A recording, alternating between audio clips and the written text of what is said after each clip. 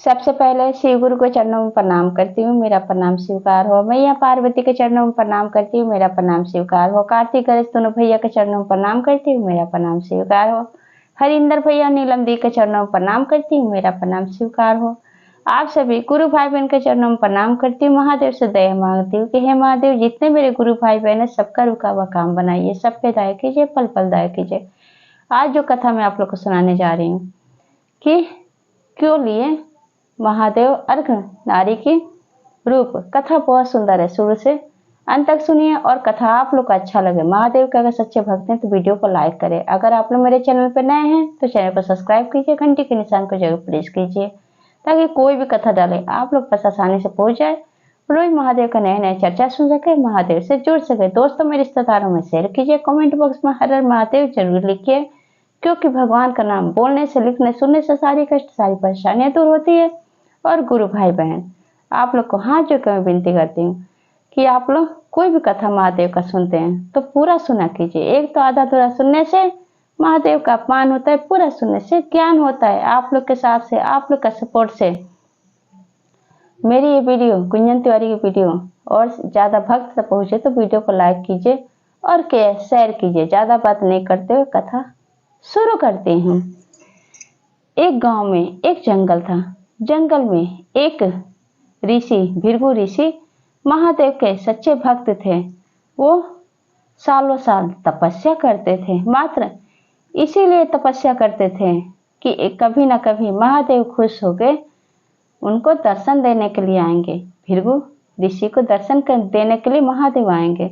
जब उनकी भृगु ऋषि की सच्ची भावना देखते हैं महादेव, तो महादेव क्या करते हैं कि एक दिन अपने घर नंदी को भेजते हैं। नंदी आके कहते हैं भृगु ऋषि से कि आप चलिए कैलाश पर्वत पे, महादेव हमें भेजे हैं। मैं महादेव का घर नंदी हूँ। जब इतना बात भृगु ऋषि सुनते हैं, उनके खुशी का ठिकाना नहीं रहता है। तब क्या होता है गुरु भाई बहन कि अब जब नंदी के साथ जब भृगु ऋषि जाने लगते हैं, इधर महादेव मैया पार्वती से कहते हैं कि मेरा भक्त सालों साल तपस्या किया है, उसके स्वागत की आप तैयारी कीजिए। उसके स्वागत में कोई चीज की कमी नहीं होनी चाहिए। तब देवी पार्वती कहती हैं कि ठीक है स्वामी, जैसी आपकी इच्छा।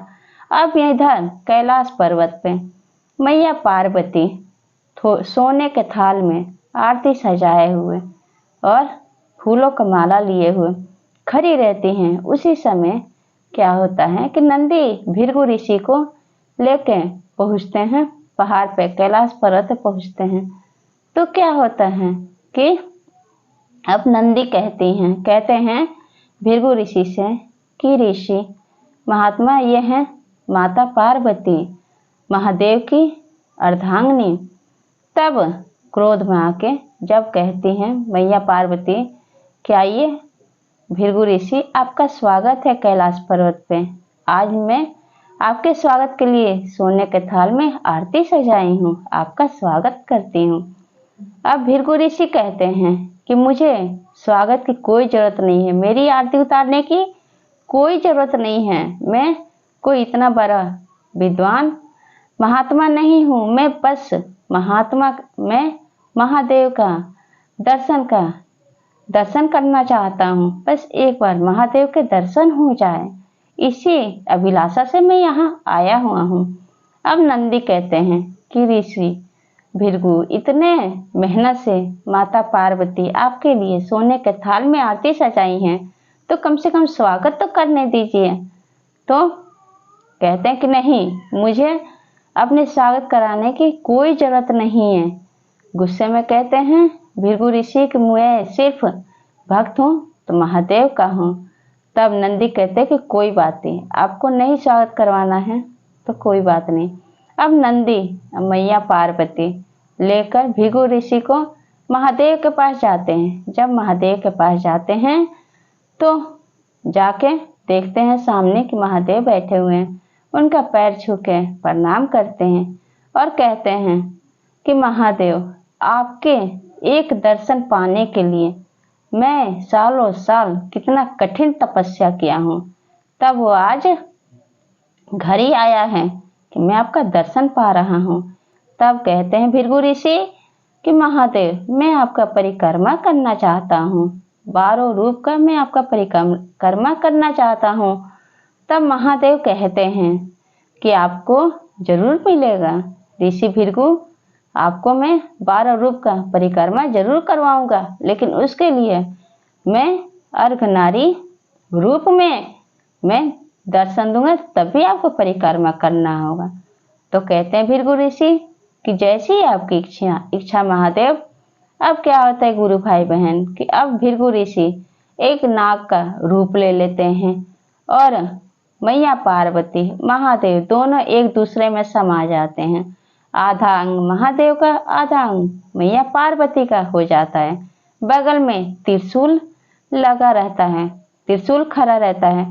अब जैसे परिक्रमा करने के लिए आते हैं तो आधे अंग से जब घूम कर आते हैं और आधा नहीं करते हैं, वैसे ही वहां पे एक शक्ति रोक देता है नाग को।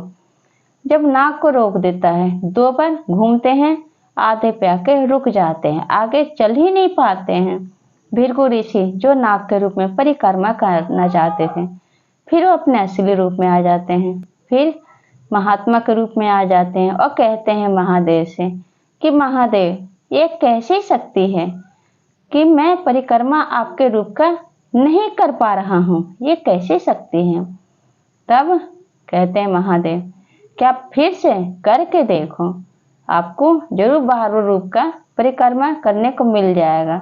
अब क्या होता है गुरु भाई बहन, अब ऋषि भृगु एक भंवरा का रूप धारण करते हैं। भंवरा बन के जैसे परिक्रमा करने जाते हैं महादेव के, फिर वह आधे पे आके रुक जाते हैं। एक शक्ति से निकलता है जो आके आधे पे रुक जाते हैं, पूरा परिक्रमा कर ही नहीं पाते हैं। गुस्से में आके अब महादेव के माथे पे डंक मार देते हैं, डस लेते हैं। जब मैया पार्वती अर्धनारी के रूप में रहते हैं, अब उसको धक्का देकर भंवरे को गिरा देती हैं। अब ऊंचे पहाड़ी से गिर के भृगु ऋषि भंवरा के रूप में मर जाते हैं। जब मर जाते हैं तब महादेव कहते हैं मैया पार्वती से कि मैं इतना समझाता था कि तुम ऐसा मत करो। भृगु ऋषि को समझाए थे कि आपको अगर मेरे दर्शन करना है तो आपको दोनों का दर्शन करना पड़ेगा। फिर क्या होता है गुरु भाई बहन कि जब मैया पार्वती देखती हैं कि भृगु ऋषि सालों साल मेहनत किए हैं महादेव के दर्शन पाने के लिए और आए दर्शन करने के लिए, तो मार के गिरा दी। फिर मैया पार्वती तो आदि शक्ति होती हैं, उनको जगदम्बा नाम से पूजा जाता है। अब मैया पार्वती फिर से कहती है महादेव से कि महादेव आप इसको जिंदा कर दीजिए भृगु ऋषि को। क्रोध में आकर मैंने मार गिराया है, मुझसे बर्दाश्त नहीं हुआ। तब महादेव क्या करते हैं कि भृगु ऋषि को ठीक कर देते हैं, वो जिंदा हो जाते हैं। जब महात्मा के रूप में जब वहां पे खड़े होते हैं तब महादेव से कहते हैं भृगु ऋषि कि हे महादेव मैं तो आपका भक्त हूँ, ये कैसी शक्ति है जो मुझे रोक रही है। महादेव कहते हैं कि भृगु ऋषि कोई भी इंसान के साथ उसका शक्ति जुड़ा रहता है। मैं हूँ महादेव, तो मेरे साथ सती का शक्ति जुड़ा हुआ है, इसलिए आप परिक्रमा नहीं कर पा रहे हैं। अगर आपको मेरे 12 रूप का परिक्रमा करना है तो हम दोनों को अर्धनारी रूप में ही आपको परिक्रमा करना होगा, तभी जाके आपका तपस्या किया हुआ पूरा होगा, पूरा पुण्य आपको प्राप्त होगा। जो इंसान के पास उसकी पत्नी नहीं है तो वो हमेशा निपुण ही रहता है, कभी वो पूरा नहीं रहता है। कोई भी आदमी तभी पूरा होता है जब उसकी पत्नी उसके साथ होती है। जब उस आदमी की पत्नी साथ होने से अर्धांगिनी साथ हो, तब जाके शिव और शक्ति साथ मिलेंगे, तभी जाके कोई भी पूजा करे, तभी उसको भक्ति का फल मिलता है, तभी उसको पुण्य मिलता है। अन्यथा जो इंसान के पास पत्नी नहीं है वो कितना भी पूजा करे मेरा, लेकिन उसको पूरा फल प्राप्त नहीं होता है। इतना बात जब भृगु ऋषि को बताते हैं महादेव, तब भृगु ऋषि को अपना गलती पे एहसास होता है। तब कहते हैं कि महादेव आप मुझे माफ कर दीजिए। और भृगु ऋषि कहते हैं मैया पार्वती से कि माता आप हमें माफ कर दीजिए, आप तो माँ हैं, आप सती, शिव सती, आप दोनों एक ही हैं। शिव बिना सती किसी काम का नहीं, और शिव की सबसे बड़ी शक्ति होती है सती। जब तक सती शिव के साथ नहीं होती तो वह हमेशा आधा अधूरा ही रहते हैं। तब महादेव कहते हैं कि अब आपको अर्धनारी रूप में ही परिक्रमा करना पड़ेगा। अब ऋषि भृगु 12 रूप का परिक्रमा करते हैं, और करने के बाद फिर कहते हैं भृगु ऋषि कि महादेव आप अपने घर में जोड़ लीजिए, आप अपने सेवक बना लीजिए। उस दिन से महादेव मैया पार्वती के घर में भृगु ऋषि जुड़ जाते हैं।